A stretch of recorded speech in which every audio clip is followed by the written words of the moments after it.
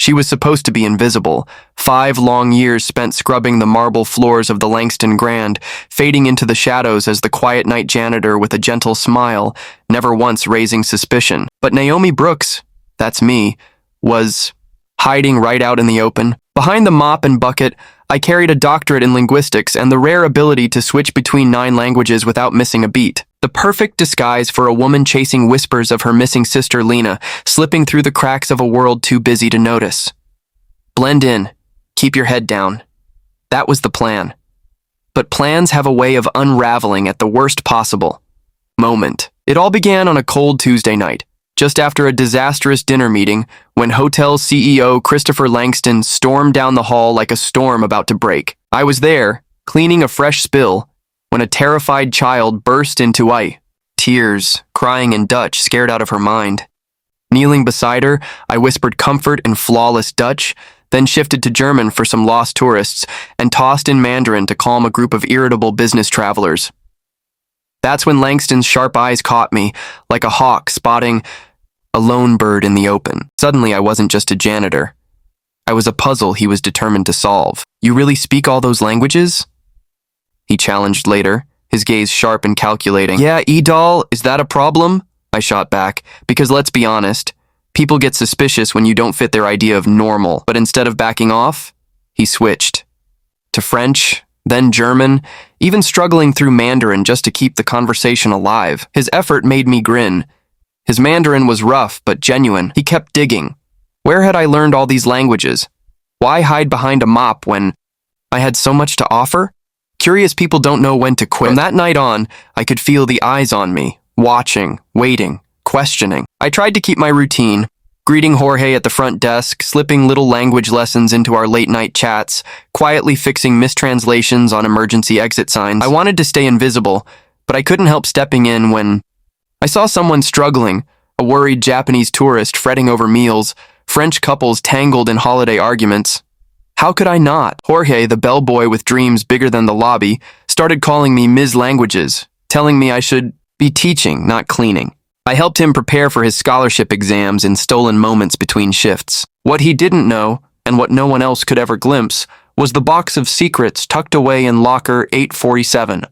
A battered journal, faded ID cards, and yellowed newspaper clippings about Lena, my sister, who vanished without a trace 3 years ago. Those papers weren't just memories. They were a ticking time bomb that could destroy everything if they ever fell into the wrong hands. One night, long after the guests had vanished and the marble halls fell quiet, a single postcard slid through the vent above locker 847, landing like a ghost on the floor. Bangkok skyline, tinted in sunset haze. On the back, Cyrillic scrawl barely, legible under smudged ink. Ona Ishojava. She is still alive. Bangkok.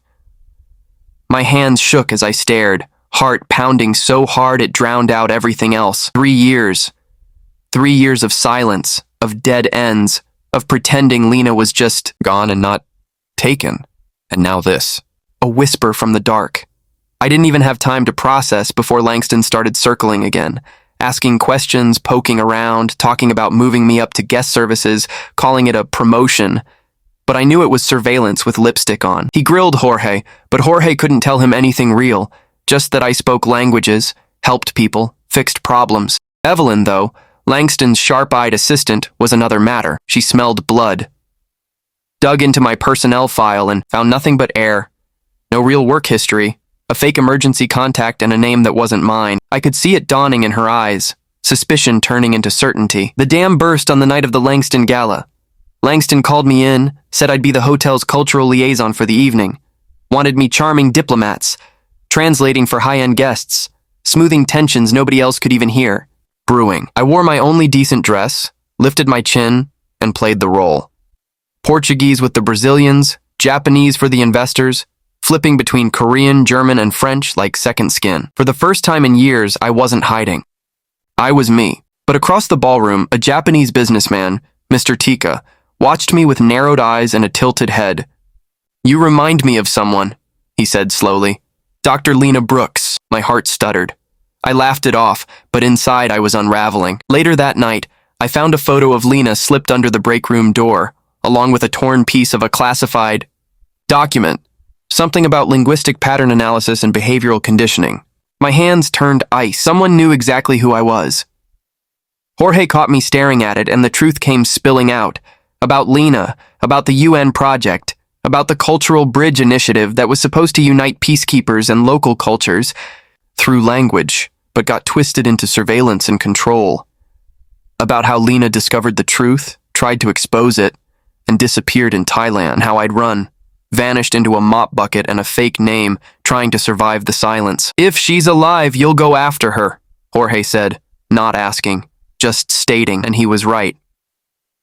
Langston cornered me again, demanding answers. This time I gave them.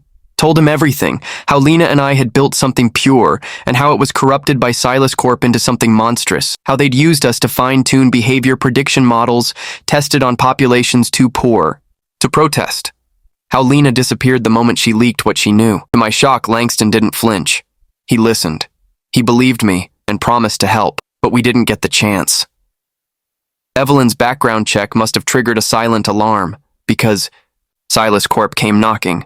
Black SUVs pulled up outside the Langston Grand like vultures circling a fresh kill. I didn't wait.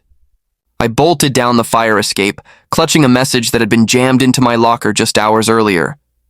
Storage Unit 247, Riverside Self-Storage. Everything you need to know about Thailand.